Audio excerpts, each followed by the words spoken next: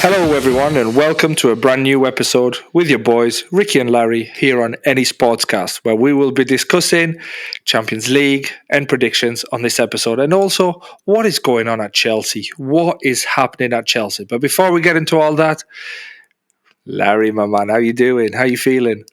I'm all right, I'm all right. Look, listen to that. I will. I'm Batman. He's Batman.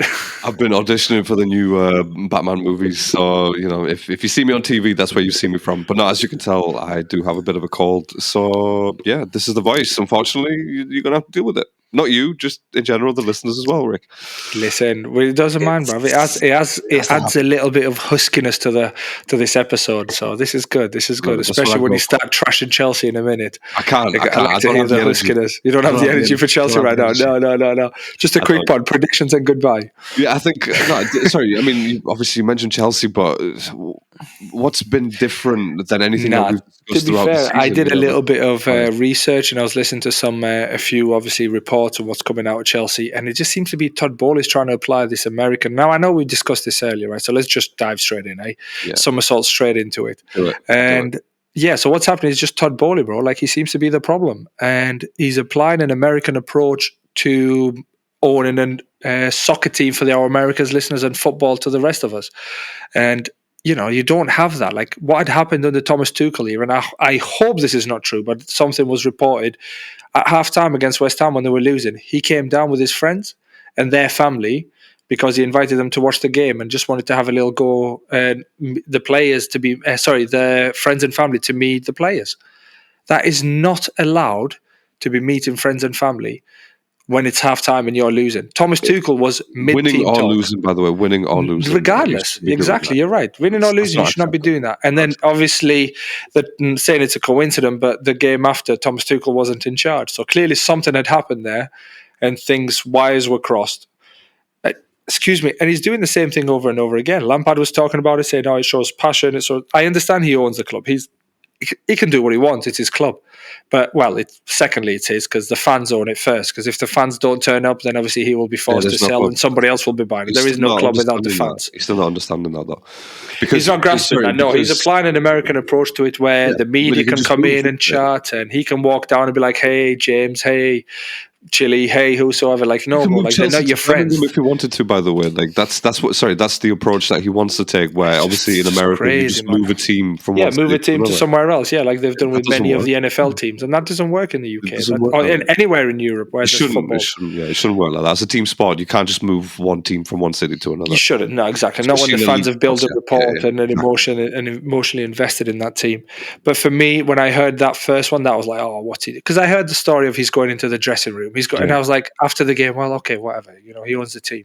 And then I'm like, hold on a minute. He's going in and having a go at the players. Like, who are you, bro? Like, that's another report. Like, he's going in and kind of like telling the players, oh, you're not doing very good. You need to pull your finger out and do more. And you need to give an extra 5%. Like, hold on a minute. Is he saying that all of that in an American accent, by the way? I can imagine, yeah.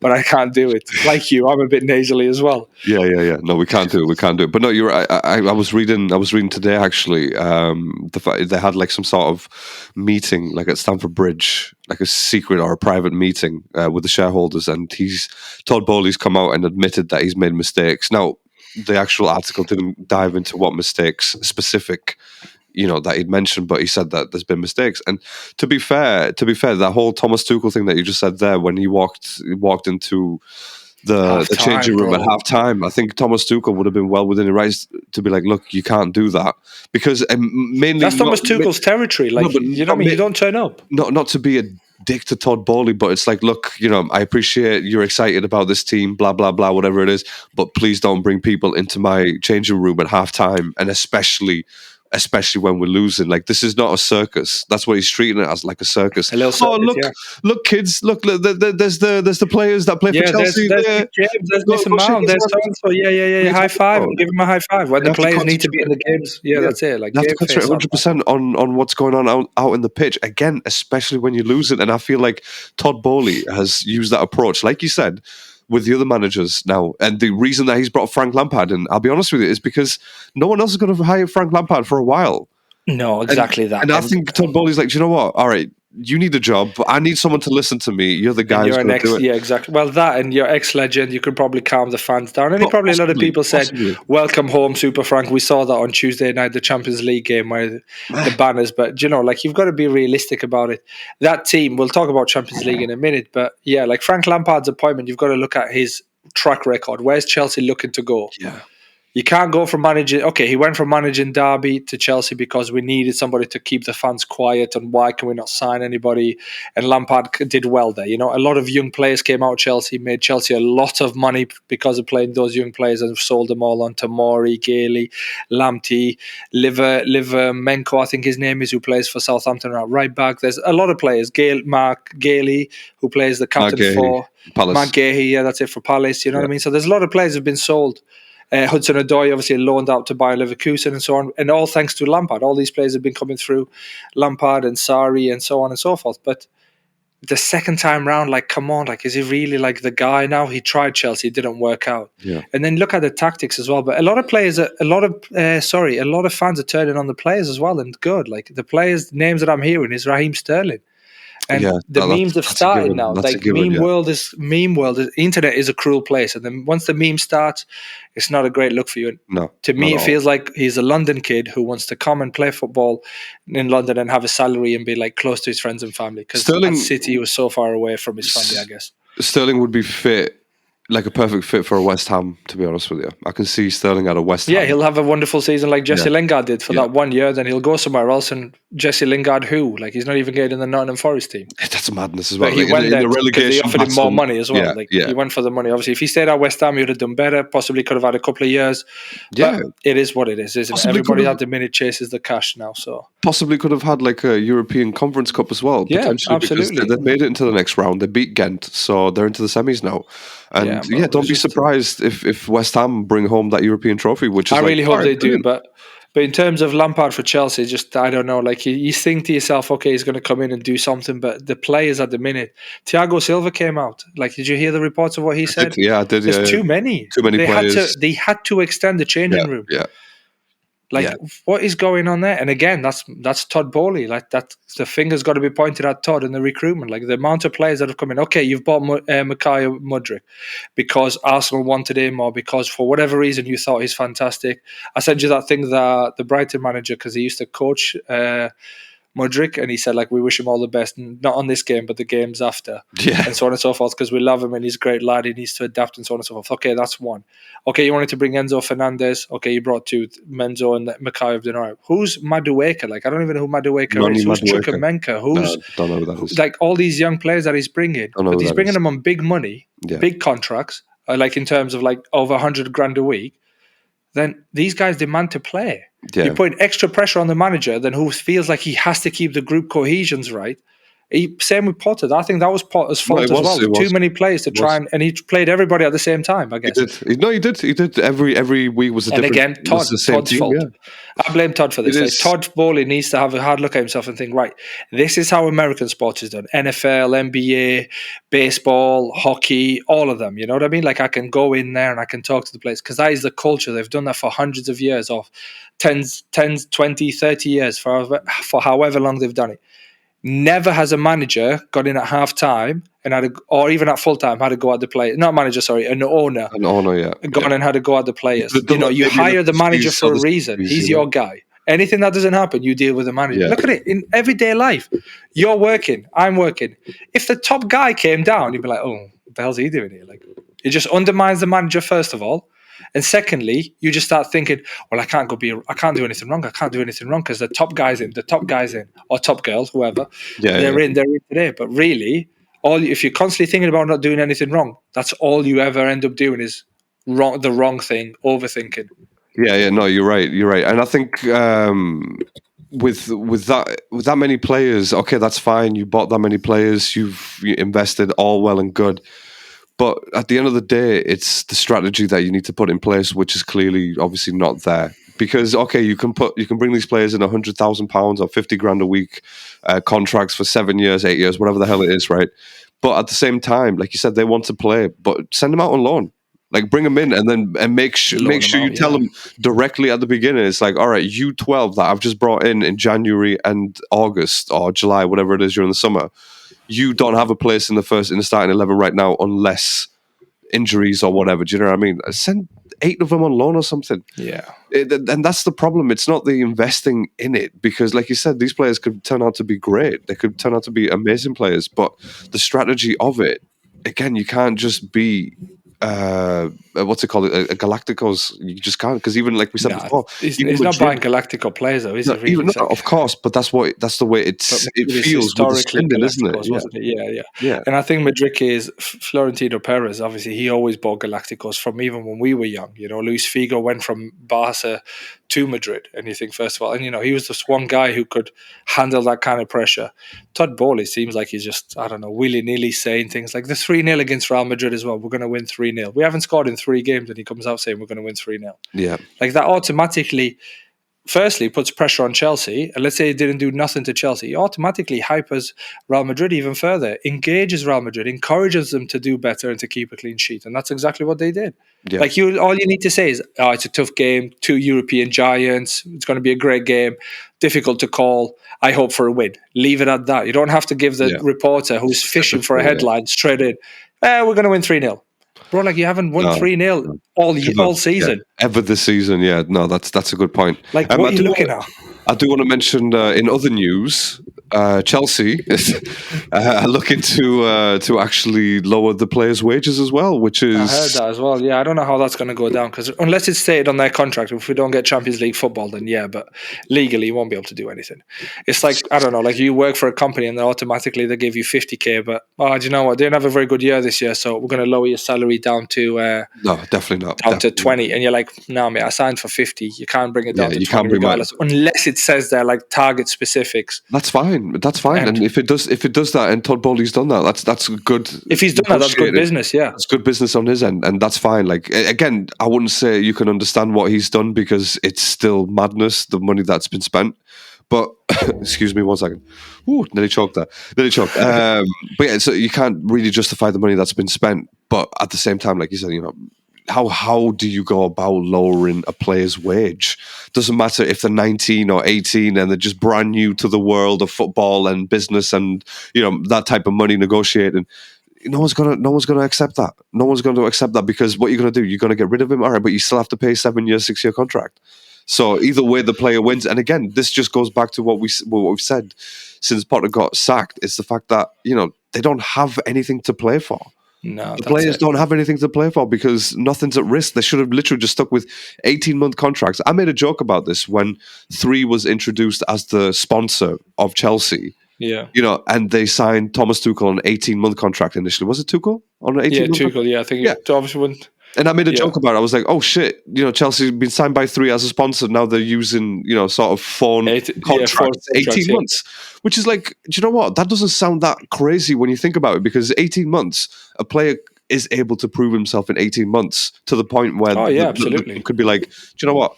All right, you had a decent contract, 18 months. We're going to extend your contract for however long. But I mean, just to go for 8 years straight in like that, unless you're trying to sign Messi for that sort of money and for that sort of contract. You know what I'm saying? Like, it's madness, and like you said, it's crazy. It's crazy. Near enough impossible for him to lower any player's contract. If he's come out with lowering contracts, I think unless he's, like I said to you earlier, unless he's put in the contract specific that he can do that, then there is no way he's lowering. Because I know teams who usually fight relegation, they have a contract on there saying this is going to be Premier League money because we're going to bring in Premier League money.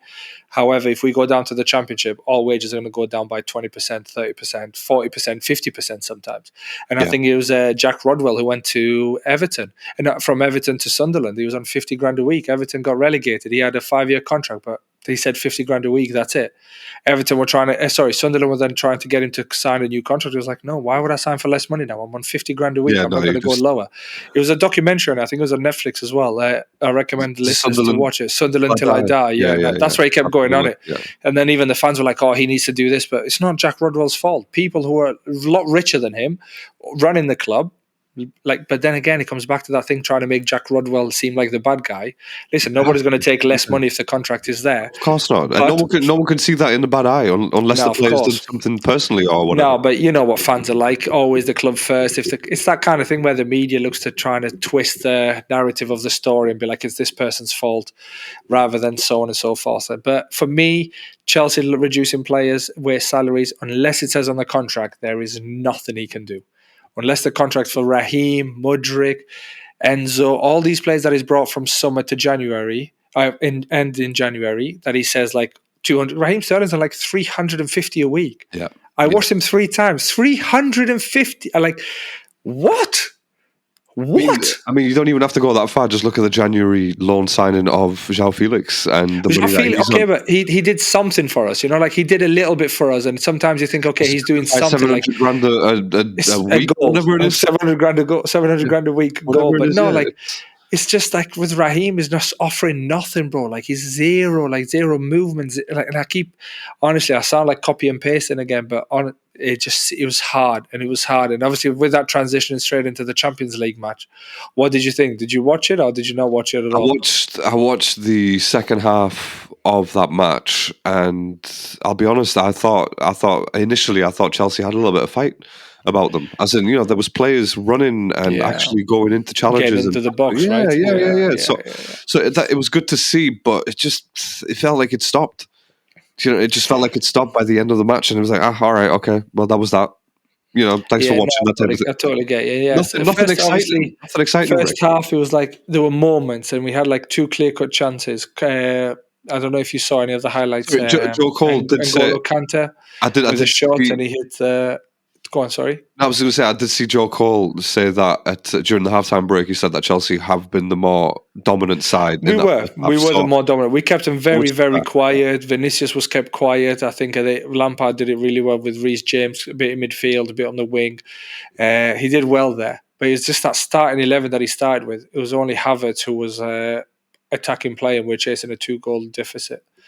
And then you think to yourself, okay, blame Lampard. But the players played well. N'Golo kept going forward. Conor Gallagher kept going forward.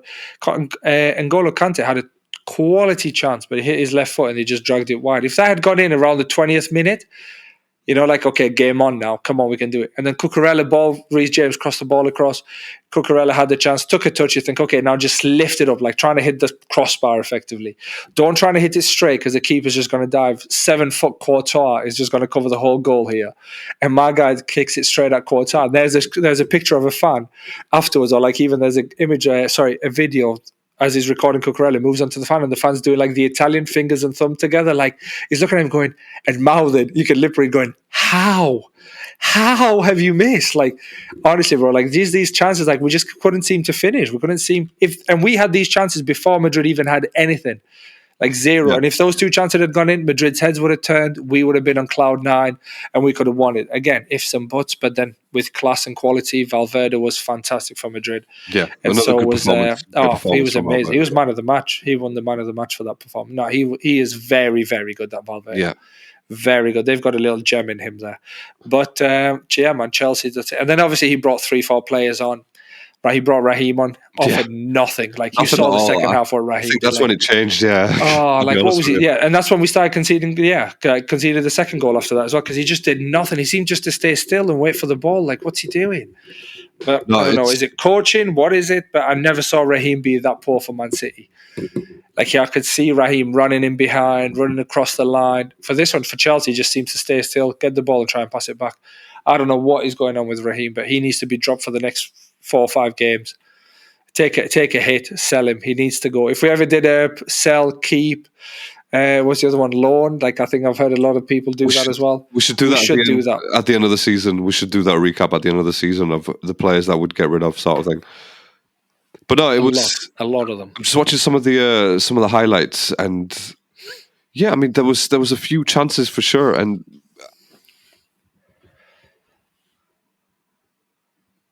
I've lost you. I can't hear you. again, the rookie mistake of it's fine. I heard you saying there were a few chances for sure, then you just stopped talking. I don't know why I actually clicked, because I've got my hand on the mouse and I don't know why I clicked the mouse button to actually mute myself. But no, they had a few chances. But does it go down to Madrid having better talent, or does it just I think it just goes down to that they were found out in a way? There's not much for me, it just goes to being more clinical, really, because Chelsea continue. But yourself, like, you play 70 minutes of football, you don't do anything, then you think, once your head goes down, like, oh, it's not our night. If a Raheem comes on and does nothing, a João Felix come on and doesn't do much, do you know what I mean? Like, you think, like, well, we threw everything we've got. It's just not meant to be. And that seems to be Chelsea's mentality at the minute. Like, play good for like about 50 minutes and then be like, I can't do nothing. No, we're not doing anything. We're not going. It doesn't look like we're going to score. That's the best way to say it. It doesn't look like we're going to score, so we might as well pack up. Like, hold on, bro. There's 30 minutes to go here. Yeah, you can do anything. You could possibly score 10 goals in those 30 minutes. You know what I mean? Yeah. Exaggeration with 10, but you know what I mean. Yeah, of course. Zidane did 2. I know it's not Zidane, but Zidane, France v England in Euros 2004. England winning 1-0 to the 90th minute, and Zidane scores twice. That's all she wrote, folks. That's all she wrote. Yeah, that's all she wrote. But no, what I'm trying to say, man, is just that Chelsea just lacking so much confidence right now. There's certain players who are playing well, and there's certain players who just need some time out away from the media. Need time away. Don't even get in the starting 11. Nowhere near the starting 11. Sorry, but don't even make the matchday squad. I was hoping maybe play some youngsters. I want to see that Lewis Hall. Give him a go. Give him a run out. He played against Man City. He played well against City. To be fair, he had some good performances to the point where you think he's actually playing, with a bit of passion about him, rather than just I'm getting paid this much. See, he's not getting paid that much, but he's the better player. I'm not saying there's a direct connection to that, but you make of that what you will. Exactly. But I like to see Mason Mount play as well, man. Like, I know he's probably going to leave for free. That's the worry, or not leave for free because he's got another year after this one, I think. But and he wants more money. But of course he does. Of course if he wants more money, give him. If Raheem Sterling's on 350 grand a week and not running anywhere, and Mason Mount is giving everything for the club on the pitch, that is, because obviously I don't see him outside of the pitch, is give him 300 then. Give him 350. If Raheem is on 350, Raheem has to be at least 300. Get rid of Raheem for sure. He's done nothing for Chelsea. I think he scored 2 goals when he arrived, and that's it. That was right at the beginning, wasn't it? He does nothing. Against the top 6 teams, he does nothing. Against Madrid, he did nothing. Against Dortmund, he did. I don't even think he played against Dortmund, but he just seems to do nothing. Every time he plays, he's scared to get hurt. And you can't go into a Premier League match being scared to get hurt, scared of challenges, scared of going shoulder to shoulder, scared of making a run in behind. Oh, I'm going to get too tired because Chelsea's not going to pass me. Bro, just run. Take a defender with you. Create space for somebody else. Yeah. That same thing about Xhaka well he does. He just unselfishly just makes runs forward, overlaps, goes forward. Just take somebody with him to give space for Zinchenko, Martinelli, Gabriel Jesus if he drops to that right side of the defense. And Xhaka just runs, and he runs, he points with his finger where he wants the ball. He knows he's not going to get it 9 times out of 10, but he does it every time to take a defender away. Because if the defender doesn't go with him, you'll have the ball. You'll be on your own. Yeah, and he's done that. You're in space. Yeah, he scored 5 or 8 goals, I think, this season. 8 goals. And there you go. Your defensive midfielder scored 8 goals, and Raheem Sterling has probably got 2. It's incredible. When you put it that way, obviously, when you think of someone like a Xhaka making those runs, and then you look at Sterling, where you think that's literally your power. You have nothing else. If not for that, you've got nothing else. That's it. So use that to your advantage. But Champions League showing. Yeah, I said you were going to lose that one. Unfortunately, I said 4-1, which was crazy. But I said 4-1, didn't I? I said 4-1 win, or I said 3-0. You know what? Hold on. Win. You've got it there. I think I went 3-0 or 4-1. I said we'll win by 3 goals and go through. Yeah, you did say you were going to go through, but obviously I'll have to back my team, don't I? Stamford Bridge, special moments, but just wasn't to be. Oh, did I write this down? I don't even think I wrote it down. For me, I'm really disappointed that he didn't play like that team that I suggested. I know he was him knowing what team I suggested. Obviously, I'm sure he's a regular listener to NESportscast. Listen to this. What? He listens now and again. Lamps. He listens to this now and again. Real. But for me, honestly, I wanted to see more of an attacking prowess going forward. I wanted to see all 4 of them play up. If anything, play 4-2-3-1.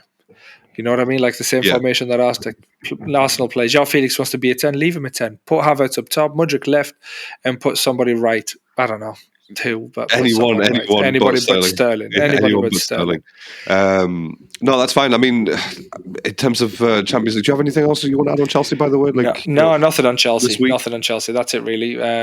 No, nothing, bro. Are Nothing. you all right? I'll tell you what. Then we'll move on to other teams in the Champions League. Were you surprised by Man City winning? Going through. I was expecting a bigger game. I didn't watch the Yeah. full match. I watched moments of the match, but I was expecting more from Bayern. I was really expecting more from Bayern. I was disappointed with Thomas Tuchel, like the way he set the team, and it looked like they just wanted to play keep the ball, especially at the back. And no, get rid. Go forward. You're losing 3-0. You need to score 3 goals this game. And it just looked like Kimmich keeping the ball, give it to De Ligt, come get it back, give it to... It was just nothing. It was just reminded me of a Chelsea with Jorginho in the squad where he's just trying to control the game rather than win the game. Yeah. Which is, again, something like that. But I think the players got scared, the Bayern players. I think they were traumatized from what happened last week. Yeah, I think City also didn't let it breathe, did they? They just kept chasing him down. And Upamecano had another nightmare game. Not as bad as last week's game, but another bad game. I thought he was a good defender, to be honest. I genuinely did, but he just got put under so much pressure from Haaland and Grealish, in the 2 games that I just think he folded. He actually folded like a cheap suit. Remember that scene in Rush Hour 2? When Chris Tucker obviously sheep suit. Apologies for my girly laugh there. I had a mouthful of water, so yeah. No, I get giggly when you mention Rush Hour. That's what we do. I do love Rush Hour. Yeah, bro. Come on. I don't care if anyone else loves Rush Hour, by the way. We love Rush Hour. We love Rush Hour, so we're going to talk about Rush Hour. We're going to talk about Rush Hour a little bit. But yeah, remember that scene? Cheap suit. That's what he folded like. How cheap? Cheap as hell. So yeah, it was... I wasn't surprised at all, to be fair. I was surprised that Bayern actually got a goal. But I think it's just City's way of going, all right, I guess we can score 1. All right, yeah, we'll score 1. That's cool. That's good enough. And that was it. That's it. I think as soon as they lost Lewandowski, they just don't have that same attacking. They don't have the power, yeah. Oh, yeah, I think they're trying for Harry Kane, aren't they? They're looking to try and see if they can lure Harry Kane over. A great move for Kane. I believe so as well. He could actually start winning something, and he'll definitely win the Bundesliga once. He'll win the Bundesliga, yeah. Win the Bundesliga for the duration he's there. You're right. Maybe the German Cup or whatever it is. He'll probably win the treble in Germany, yeah.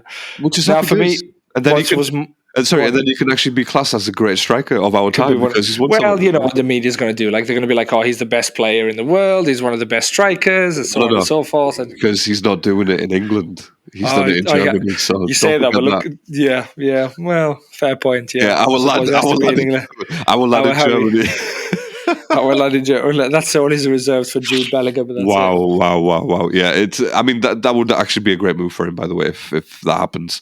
And I think it's something that he should explore because Premier League should explore. If no one's coming in the Premier League to buy him for his. Again, I'm going to just guess it's going to be a crazy price tag, 80, 90, 100 million, something like that. For a 30-year-old something. Yeah. Come on, it's ridiculous. What, for a couple of seasons, 100 million for a couple of seasons? It's crazy. It's crazy, it is. But then again, you could help another team win. Like a Chelsea, for example, if he played for a Chelsea team, well, no, you've said, haven't you? You've said even R9 wouldn't be able to flourish in this Chelsea team. Not right now. Not right now. We need somebody to come in now and just literally strip it all back and go from the beginning for Chelsea. But now, in terms of Harry Kane, he should go. He should go to Bayern. Even United would be a good signing for him. To be fair, anywhere but Spurs. Yeah, because anywhere but Spurs, he'll do something. Yeah, I think so. Yeah. Screw Spurs. Let's not talk about those guys. Yeah, we don't have to. That. But yeah, I mean, other games. Obviously, AC Milan made it through, which is yes. I said that. I said AC will get through. You did. I genuinely thought Napoli were gonna do some crazy stuff, but they didn't. And Giroud just on it all the time, bro. Why did we even let this man go? Why didn't we just say one loan? I'm sure I said loan and then get it. Yeah, and then you can bring him back at any point. Yeah, exactly. It's a shame. It really is because he's still doing it. He's like, what, 32 or something? He's a top player. And he's exactly what we need. Strong, powerful, can finish. He's just top player. It's top player. Definitely. It's someone that you'll miss for sure. I think it's someone that we miss even still to this day, to be honest, because he used to come on, do scorpion kicks and headers and crazy stuff. Quality footballer. But yeah, and the last game, obviously, Inter made it through, so both Milan teams have made it through. Milan derby. That's going to be a good one. That's going to be an interesting one to watch for sure. Again, we'll come to predictions when it's going to be interesting watching that game, isn't it? Because half of it's going to be black and white, or majority of it will be black and white. Sorry, black and blue. Black and blue. First leg, and then second leg it'll be black and red. Yeah. Because Both of them, obviously, for the listeners who don't know, they share the same stadium. Yeah, I think it's going to be half and half, isn't it? That's what it's going to be. They might as well do that. Half and half for 2 games. Just be like, go on. It has to be half and half. Like, what the hell? Where else?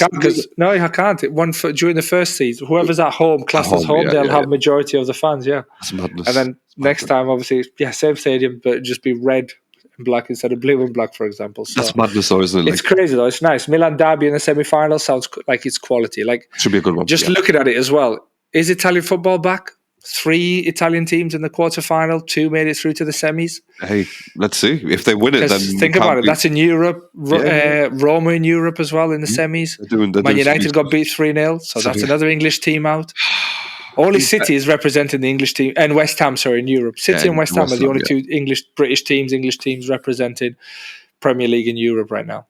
Serie A's got 3. I'm glad that you brought up Man United, because that's hilarious. That's hilarious. The fact that they lost 3-0 to Sevilla. These guys were on to win the treble, apparently. Do you know what I mean? That's what I've read, and that's what I heard. Nothing, bro. I'm telling you. Like, they won the Carabao Cup, and these guys are going to talk about it as if they won, the treble again from the '99 season. So it's a Spurs mentality, isn't it? We won the Carabao Cup, so we'll win everything else. So that's the problem with certain clubs. Like, you can't go on like that. Yes, okay, fans will say we'll win everything. We've won 1 trophy, and what 1 trophy does.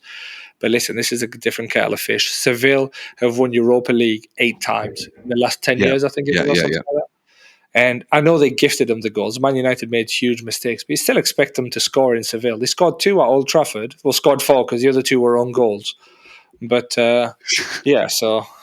De Gea helping out Sevilla again.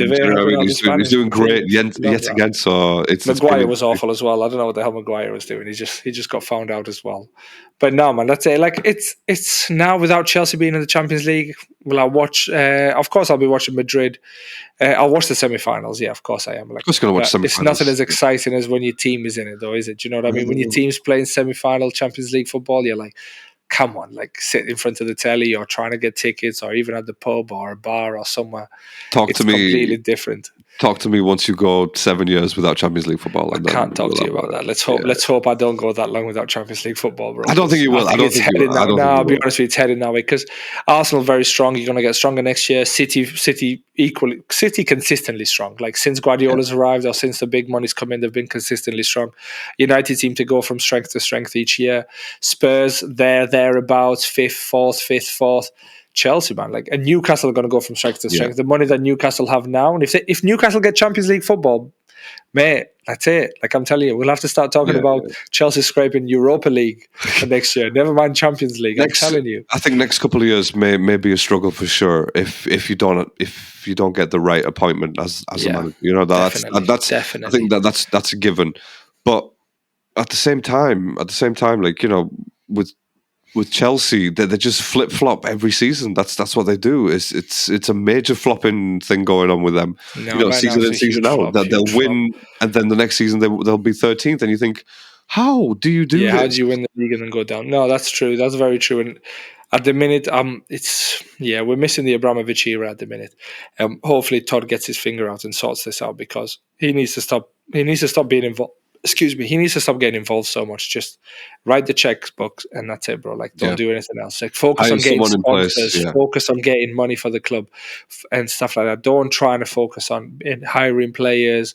Don't get involved in that. Leave that to the professionals, Leave that to the guys who know football, who've played football and know what they're looking at, rather than... I think he's a Chelsea fan. He's trying to do too much and he's trying to help, but sometimes when you try so hard, you make things worse.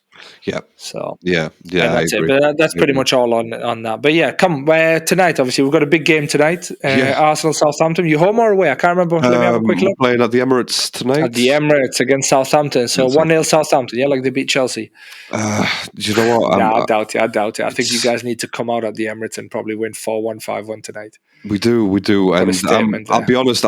I mean, just going from the last 2 games, even if we got 2-0 up at like 15 minutes, it means nothing. It means nothing. So, again, like I said, it's going to be a tough game, and just to see where the players are mentally at this point, because if they draw this game or just drop points in general, then yeah, I'm not even talking about the league because I said it last week that I think that's probably slipped away from us at this point. But it's just about finishing strong now. Just see how you can finish. Like you said, if you finish a point behind City, it's all right. You fought well. You battled till the end. But then again, that's where the little things like the manager inexperience, the players being too young, they've never been in a situation like that before. So it's going to be interesting to see how not just this game, but obviously the remainder of the games go for Arsenal. But in terms of the league, yeah, I don't want to say 100%. We've lost it or anything like that, but it's creeping up to that percentage very, very quickly. Yeah, it must be disappointing though, innit? When you've led for so long as well. long, when did you guys get first? Was it like September you went first? September, yeah. I think it was after the first 3 games we never let go. Yeah, and everybody thought like, oh, it's okay, they'll drop off. Yeah. They'll drop Christmas off after the World Cup, Christmas time. Yeah, Gabriel Jesus got injured. Oh, it's okay, they'll start losing games now. I was one of them. Yeah. I was like, oh, lose Jesus and you're probably not going to score. But Nketiah came in and just did his job, started scoring goals. From straight in there, yeah. Yeah, absolutely.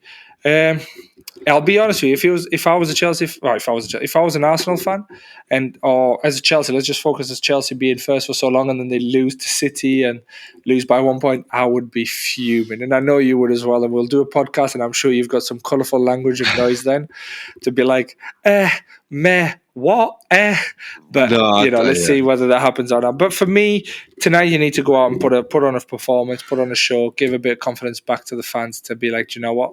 It's okay. It doesn't give you that much confidence in the sense because it's Southampton and they're 20th. But at the same time, you've got to go out there and beat what's in front of you. Yeah. I think with Southampton, it's one of those matches where it could just literally go either way, and they've always been like a bogey team for us. Every other team in the Premier League seems to be beating them 6-0, 7-0, 8-0, whatever it is. But every time they face us, they always seem to be Barcelona in their prime. So it's tough to see a game like this. But then again, the bottom of the league, they haven't been playing so well. They're obviously in a massive relegation battle. So this will mean everything to them. That's the thing. A relegation battles one is the hardest games you play. Means everything to them. So I won't be surprised. I won't be surprised if Arsenal drop points. Obviously, I'd be hugely, hugely disappointed, but I won't be surprised. I'd be like, all right. Okay, that's where our mental sort of capacity ends right now. That's our strength. Yeah, that's where it ends right now. We don't have enough in this team to make it through for the next 8 games, 7 games, whatever it is. So again, these are just little things. Well, say little things, quite big things for the manager to look at and be like, right, okay, next season, just so we don't go through this again, we need to invest in January and not just like concentrate on 2 players and then miss out on a midfielder because, I'll be honest, I think it'll be hard though, bro. I'll be honest with you. I think it's going to be hard next year for like anybody to try. I can't seem to look past City again. Yeah, he'll go and invest big again. Guardiola. He'll say no. Liverpool, especially if you win Champions League. By the way, Liverpool miss out Champions League. Yeah, if City win Champions League, they're going all out. Yeah, they're going all out. They're going to dominate for the next few years. I think, without. They've got a very good squad. They've got a very good. This new tactic that Guardiola's found as well, with 3 at the back and John Stone dropping and coming back and forth. But he's played 3 at the back, then 4, and then 3. So it's like a 3-4-3. It's like what Zinchenko does for us, really. But that's 3-4-4. No, it can't be 3-4-4. But yeah, 3-4-3. And you're just like, wow, like how? That's what Zinchenko does for us, though, isn't it? And that's Guardiola's way of playing. He loves to drop that player in there, and it's but instead of dropping the winger, he's dropping the centre defender in because he's effectively playing with the Kanji playing right and centre defender, and Aki, who was brought in as a central defender, is playing left and central defender. And then John Stone dropping in the middle. John Stone's been fantastic on the ball. In that midfield, he looks unbelievable. Him and Rodri as well, just like, wow. But now for me, they look very strong. And next year, Liverpool will be strong as well. I've got a feeling they're not going to go without... They have this Liverpool. They've got this tendency to be like pretty... not so great. Then the following year they'll be very good again. Yeah, I think so. And they'll start again with Klopp and doing that. And I'm hoping Chelsea are going to be there and thereabouts as well. Chelsea's main target is next year is trying to get Champions League. Like, don't even if we win it, then of course, yeah, great. But you've got to start off. I was going to say you can't win it now, right? Like, no, I'm saying next year. Next year for us is going to be Champions League. Yeah, you have to try and get in Europe again. Like, you've got to be with the Europa League, the greatest teams in Europe. You can't just be messing about. And like I mentioned earlier, Newcastle are going to be very strong. So yeah, it's going to be tricky if you don't win it this year. Again, you never know because I never thought you'll win it this year, but And then look at you guys there. You're top of the league. It's hotting 3 up, points though, isn't ahead. it? Premier League is hotting up. It's hotting every up. year. Brighton's getting really good, but Brighton will start to lose players. Their best players are going to get sold. The best players are going to go on like bigger contracts. They've got a nice strategy going. That like I won't be surprised if they just let one player go and ready with a replacement. You say that, but I think like let's say if you're McAllister and he goes, I don't know. He might say goes somewhere to Spain, somewhere I don't know, Atletico Madrid or somewhere in Italy, or even somewhere like Man United, and he gets from 70 grand a week that he's on to 200 grand a week. Caicedo's going to be next because I think Caicedo's like on £20,000 a week, and he's like, hold on a minute, like 20, or 15 or something. 16. 16. There you go, 16,000 a week. Like, listen, it's a lot of money to you and I and the average Joe, but to these professional footballers, Mohamed Salah makes what, 350? Yeah, it's N'Golo Kante 350, and Caicedo's like on that level. He's being compared to N'Golo Kante in his prime already. So yeah, he'll go because players have got power as well. They'll kick up a fuss. They'll want to go. They'll hand in a transfer request, and then their club are going to be like, rather than keeping a player who's sad and unhappy, we might as well cash in 70 million, 60 million. And so on and so forth. So I do feel for Brighton that's what's probably going to happen to them. And the big teams, the more financially stable teams, Chelsea, Arsenal, Spurs, not Spurs, Chelsea, Arsenal, Man United, and so on, will probably go in and buy these players. Whoopsie. Yeah, oops, that one slipped in there. Yeah, whoopsie on that one. But no, honestly, if you don't win it this year, I fear for you might go again for a while. Yeah, without winning because I don't have City, Liverpool, Man United. I can't argue with that. I can't argue with that because of the past 10 years and what we've seen from City, Liverpool, even Chelsea, obviously to an extent, because they've been right up there. They've won Champions League twice in the last 10 years. So it's going to be difficult. But let's just obviously one match at a time. Let's see what we do here. If we, excuse me, wow. Excuse that caught me by surprise. Yeah, I wasn't expecting that one. Everyone is driving right now going, bless you. He says thank you, listeners. He says thank you. I do say thank you. I'm trying to catch my breath, to be fair. But so one match at a time. If we go out there and dominate this game, then I can. Again, that's not me saying that we're going to go ahead and win the league. It just shows to me as a fan, my main worry for this season was the small little challenges that we had to overcome, like going to Anfield and not losing. Do you know what? Give me 1 second because my throat is about to give in on me. 1 second, Rick. Please don't try this at home. This would be a great place to put, what's it called, like a medicinal advert or something like that. That would be a great place to say, listen, get in touch, man. Yeah, if you want to quit smoking, then you do this. But obviously, this is from flu. This is something else. But so I think for me was the little challenges that we had to face, and for the majority of the season, it worked great. I think we did that, but it's starting.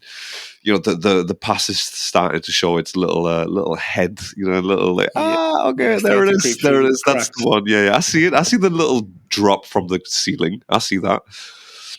So let's see what you do tonight. To be fair, let's see how you react because obviously they need to win or they need points. They need points. Southampton, so it's effectively going to be a final. Both teams. I don't think Southampton. They will sit back because it's Arsenal, but I think they will try and play counter. They've got young players that.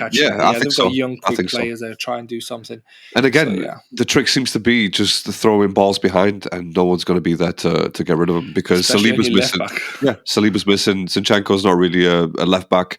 Tierney didn't really do a good job at the Zinchenko role, which is not fair on Tierney, to be fair, because that's not what he was hired to do. But I think it's going to be difficult. The next few games, the next 7 games are going to be very. So, what are you predicted then for tonight? Realistically, I'm going to go with like a 2-0 or something. I'm going to go with 2-0 Arsenal. Yeah, and that's 2-0 overall throughout the game, not in the first 10-15 minutes. So that's maybe one goal in the first half, a second goal in the second half. Done. I want to throw a curveball here. Do it. Throw it, man. I think you're probably going to win 1-0 for a long time, and then I just don't know why I've got a feeling Ward-Prowse will score a free kick. There you go. Because I'll tell you why. You got that feeling because Gabriello Holding, they're going to bring him down right near the edge of the box. Well, that and it's also he scored against Chelsea a free kick. He scored against Spurs a free kick to get his team back in it, or a penalty. One of the others. I think he's collected badges. He's literally like one of those. What's it called when you play on your PlayStation or just trying to trophies. little trophies. little trophies for little achievements here and there that he's done. If footballers don't have that, by the way, professional teams don't have that, get in touch. We've got a brilliant idea for you, for the players. But yeah, let's just see what happens tonight. So you're saying 1-1 by the end? But I don't know, either 1-1 or 2-1. 1-1 or 2-1. I don't know. It's Southampton, borderline. No, to Arsenal. 1-1 obviously a draw, but 1-1 to Southampton. No. The 2-1. I mean, the 2-1. No. The 2-1 is I think Arsenal 2-1, but. I don't know. And then the other thing is that I'm saying 2-1. I keep saying like you probably win 4-1, 5-1 because you really need to come out. And I wouldn't put it past Arsenal. You go away, draw 1-0, and then smash the next team 5-1 because Arteta gets his whap. Yeah, I think I think he's whipped some players into shape after the last two performances. Maybe like I said, the Anfield one is maybe a little bit different to the West Ham one, but at the same time we were 2-0 ahead. So let's see what happens. But I'll tell you what, then we'll do some more predictions for the upcoming games of the weekend, and we'll be back on Sunday this week as well, haven't we? Let's do it. So we'll start off with tomorrow's Premier League games. We'll go through again. Some of the games are going to be like, all right, let's see what happens. But Leeds-Fulham, that should be an interesting one. First game of the day. Yeah, should be Leeds. I don't know. Leeds seem to be very poor. Seem to be very leaking goals at the back. For me, I'm going to go Fulham 3-1. Yeah, I'm going to go Fulham like a 4-0 or a 3-0 or something like that. Yeah, it's going to be a high-scoring game against Leeds, unfortunately. It will be. Brentford-Aston Villa. That's an interesting one because Brentford have lost the last 2-3, have they? I think they've lost the last 3, Yeah, last 3 matches they've lost, and even though Tony's doing well in scoring, but they're just not winning. Yeah, they haven't won in 5. They've got 2 draws and 3 defeats. Villa have won all 5 there. Yeah, Villa have been amazing, by the way. Villa and City have got the best record for the last 5 weeks, or 5 games. Good Evening has done an excellent. Amazing. I think Villa will win. I think Villa will probably win again. I think 2-1 I need to make Villa. sure I put Watkin on my fantasy team because you need to stop copying, bro. You need to stop copying. Like he's been scoring for the past 6 games. I secretly shot him in there. No one saw it until last week. You messaged you was like, "Did anyone? Who else has got Watkins on their team?" And then one of the lads went, "Just you, unfortunately." I just snuck that one in there. But yeah, feel free to copy the team. But yeah, Brentford Aston Villa. I'm going to go with 2-1 Villa. To be fair. Yeah, I think 2-1 Villa as well. 2-1, 2-0 Villa. Love it. Love to hear it. Palace versus Everton. Palace will win. Hodgson has been on a 3-match winning streak. Yeah, he'll win again. Palace will win again. 3-0. I can't see Everton doing. Palace. Yeah, I can't see Everton doing much at Selhurst Park. I'll be honest. No. So yeah, I'll agree with you on that one. It's going to be a good scoring game for them because they're riding high right now. So it's good to see. Good to see Palace. Good to see Hodgson back and doing his thing because we laughed at it. A few weeks ago we laughed at it. Yeah, but what's he doing? Not at him because at the end of the day, shit, he's accepted a lot of money. Like we're not laughing at him, but we're laughing at the fact that Palace obviously, they went to him. It's like, damn, leave the guy alone. Yeah, there's no. Is there no one else? Is there no one else? Oh, man. But good on him though. Look, he obviously brought him back and scoring good goals, goals, good team goals, getting attacking chances, and well done to Palace and well done to Roy Hodgson. So brilliant. For me, I can't see Everton doing anything. No, definitely not. Leicester Wolves next game. Tough game. I think I'm going to go with the Wolves win. Yeah, I'm going away win as well. I'm going 2-1 Wolves. 2-1 Wolves. I'm going to go 2-0 Wolves. I don't think Leicester are going to offer very much, to be honest. No, they've got nothing. I think they're just waiting. Manager bounce maybe. First game was away to City. Second game at home. Possibly. Actually, you know what? I'll change my mind. I'll go with a draw on this one. I'll go with a 2-2 draw. 2-2 draw. Wow. Yeah. Who's the manager again? It's the guy who's at Southampton, wasn't he? I forgot his name now. I forgot what is his name. Dean Smith. That's his name. Smith, yeah. Give something. It was Villa, wasn't it? Wolves. Former Villa. It was at Villa. Yeah. He was Villa. Then Gerrard took over. Yeah. And now good evening. I'm going to change my mind. I'm going to go Leicester win. Going to go Leicester win. I'm just going to support him because my boy John Terry is the assistant coach. So. 1-0 Leicester or something like that. Yeah, it's going to be something dirty like that, like just a 1-0 Leicester for me. Okay, that's fair. Liverpool Forest. On paper, it should realistically just go one way, but we've seen Liverpool this season and we've seen the Premier League, so it's But I'm still going to go with the Liverpool win at Anfield as well. Like I don't even think that's up for debate, to be fair. No. Then again, last time we've said something like that, it meant the other team wins. But I'm still going to go Liverpool. I'm going to go like a 3-0, 4-0 Liverpool win there as well. Yeah, 2-0, 3-0, something like that as well. I think Trent will play in that new midfield role that is. Yeah, I think so. To like so much. Now I think so. If it's working, then why the hell not? Why change? Why not? No, Liverpool's 2-0. We'll go. I'll tell you what. Then we'll go Saturday again, but we'll go FA Cup matches. Match, should I say? Where are we? FA Cup match. Man City, Sheffield United. What you saying? What you thinking? It's a cup. Don't forget. It's a cup. He'll probably play. Don't He'll respect the cup. Guardiola always has. I'm I think saying, he'll put a strong team out. To be fair, even if he doesn't put his starting 11 that played against Bayern, his next team is super strong as well. more Phil than good enough. Foden, More than good enough. Mahrez. Alvarez. Do you know what I mean? Like Alvarez, Laporte. Yeah. It's a crazy team. Carl Walker. Crazy team. So yeah, for me, I can't see anything but like City winning like 3-0, 4-0. I can't see Sheffield Wednesday doing anything, to be honest. Sheffield United. United. Don't give Wednesday that much credit. No, bro. let's not do that. Apologies, Sheffield United fans. Yeah. Wash your mouth out. Wash your mouth out. Apologies. Do apologise. Yeah. So what are you saying? Like a 3-0, 4-0, something like that? Yeah, I'm going to go with 4-0 City. 4-0 City. All right. Yeah, I'm going to go with a 4-0 City as well. Actually, not saying that. I think Sheffield United may score first. Nah, I can't see it happening. I think they're going to score first, and then City just going to be like, oh, all right, I wish you never woke me up, but since you insist, all right, let's go 5 goals past you. So, yeah, I think, I'll tell you what, we'll go on to Sunday. Sunday matches, Premier League matches. If my phone decides to load, there we go. Right. First match of the day on Sunday is Bournemouth West Ham. Oh, big game, but I'm going to go Bournemouth win. Bournemouth win? Bournemouth win 3-1. They'll be on a high from winning away at Tottenham. West Ham played midweek Thursday. 1-4-1, so they're high as well. But no, I'm going to go Bournemouth win. Bournemouth win 3-1. Nice. Okay, 3-1. Whoa. 3-1 is that your game of the weekend? That's probably going to be game of the weekend. Wow. Yeah. I'm going to go with a 3-2 West Ham. How about that? Wow. Let's make it also the game of the weekend? Also game of the weekend. Love that. I think it should be interesting because the next game, Newcastle-Tottenham, I just got a feeling that's going to be such a boring game. It's going to be boring because Spurs, the way Spurs are going to play the game. Spurs are just not going to attack at all. So, yeah, it's going to be so boring to watch. But because of that reason, I just hope Newcastle smash them. I hope so as well. I think Tottenham will score, but I think it's going to be 3-1 Newcastle. Yeah, I can see that. 3-1 Newcastle, 4-2, that type of situation. But Spurs just make it boring. So, do you know what? Just because of that, I'm going to go with a 1-0 Newcastle. 2-1 Newcastle, I'm going to go with. 2-1 Newcastle. Okay. Because I feel like, again, by surprise, because I feel like Kane may score or Son may score and then Newcastle just... Yeah, possibly. They'll play the counter-attacking football and stuff. But no, I think Newcastle's got too much for them. Boring teams.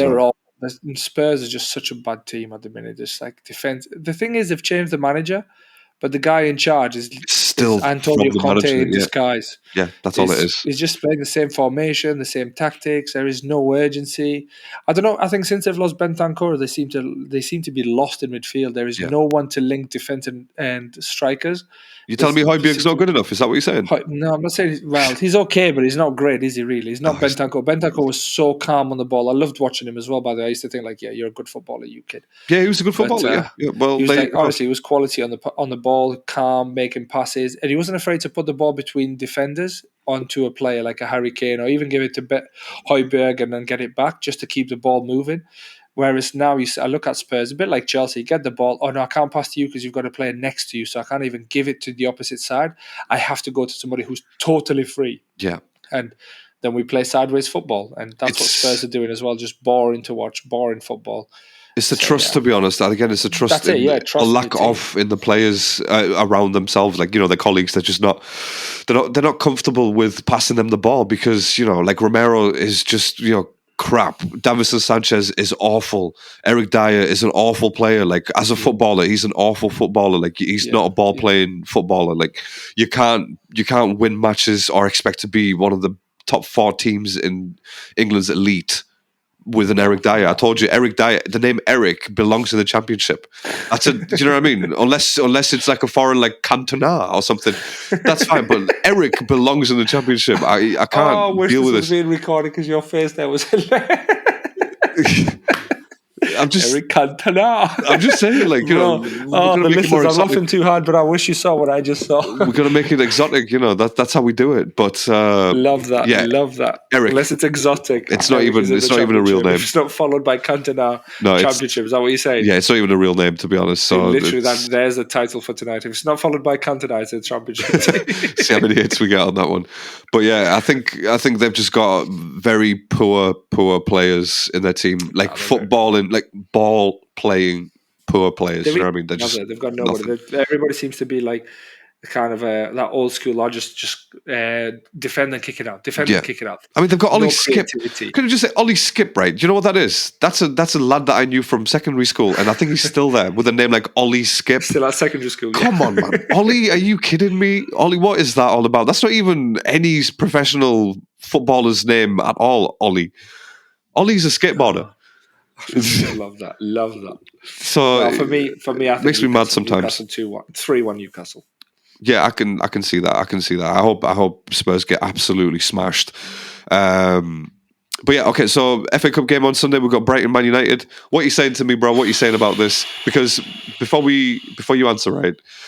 This is the same team, the Man United team that, you know, maybe a couple of months ago when Rashford was doing some good stuff.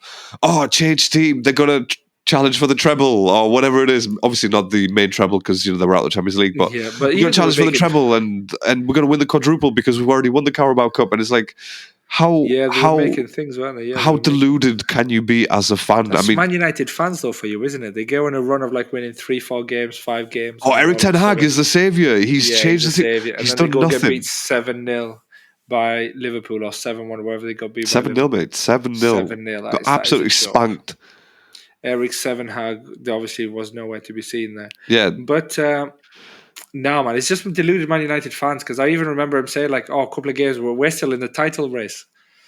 And they thought they could win the league, and you're like, yeah, that's what I'm saying. That's what I'm saying. Like, they were up for a quadruple apparently, and you're thinking, don't forget they're not going to have Varane. I think Varane is injured, Martinez is injured, which is their 2 centre backs, and they're going up against Brighton, who are playing attacking football. Yeah. You saw what they did to Chelsea. Oh, they're going to run Maguire ragged. Dismantled Chelsea. They're going to run Maguire ragged. Maguire and Lindelof at the back. Yeah, it will be. They are going to struggle. They're really going to struggle.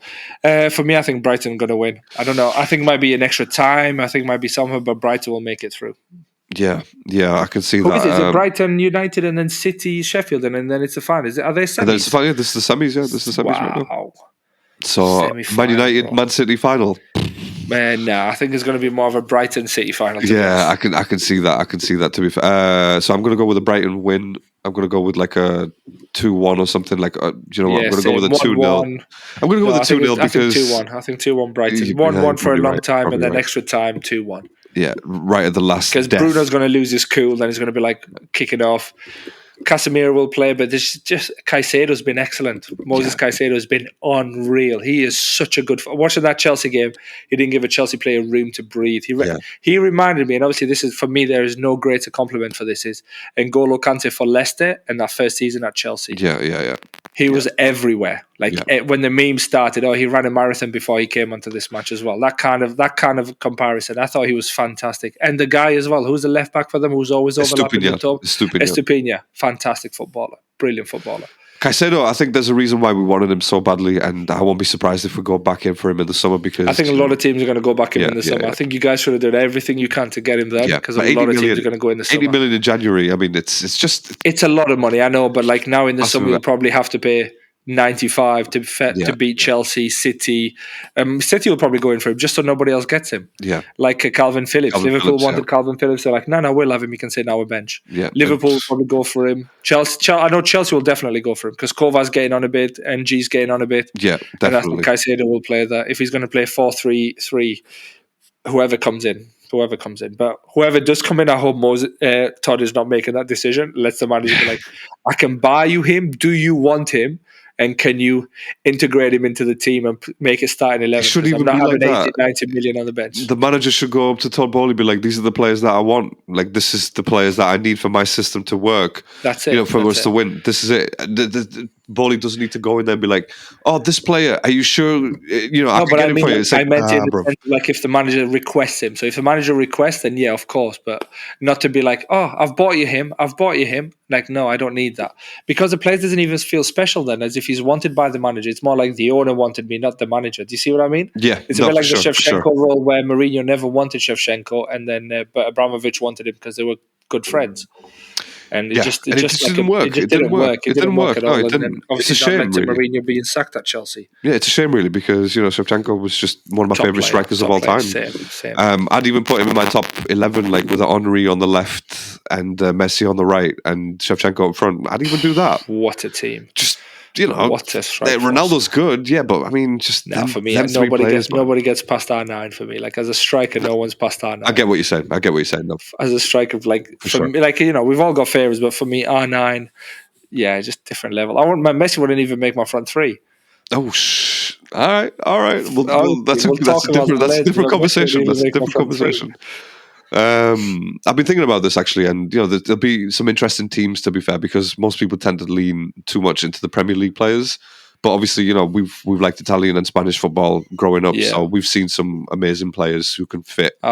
For me, one player that would make any midfield of mine would be Zinedine Zidane. Like, that's all day, every day. That's all day, absolutely every day.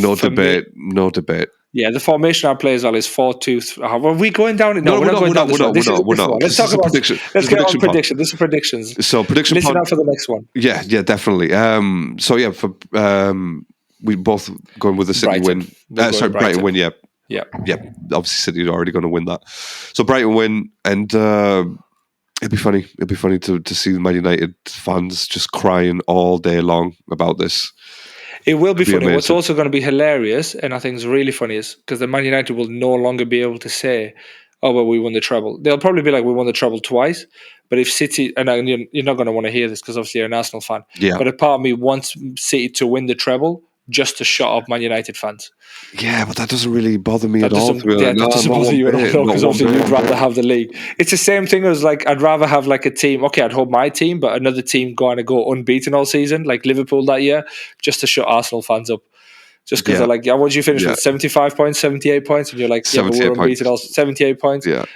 And that's the unbeaten thing somehow seems like a bigger achievement to some people than Man City scoring 100, winning with 100 points, which has never been done before. Yeah. No, it's obviously... Or Liverpool and City going, like, what was 97. it, 197? And you're 97 points and 100. That 97 points doesn't win you the league. Yeah. It's crazy. That's why I think, obviously, with City chasing us, they're a great team, and to keep them at bay, it's just going to be a tough ask. It really is. Yeah. But do you have anything else that you want to add, by the way, before we finish on tonight's pod? Because we'll get this out straight away. I think that should be it. I think let's see how we get on with the Champions League, FA Cup. The weekend and the FA Cup. So yeah, my team's not playing, so I'm not really that. But that's it. Yeah, I'll watch a little bit of it. Yeah, you're gonna watch some of the Premier League, because we're gonna come back on Sunday and have a discussion about what we've seen. And I think we'll leave it there, then, Rick. Thank you so much for listening, everyone. Thank you for being here as always, and we will catch you on the next one. Please go follow, subscribe wherever you want to, and you can listen to this podcast anywhere you get your podcasts, so you don't have to be limited to Spotify or Apple Podcasts. You can go anywhere. Right, good. Ran over. So stay safe, stay alert.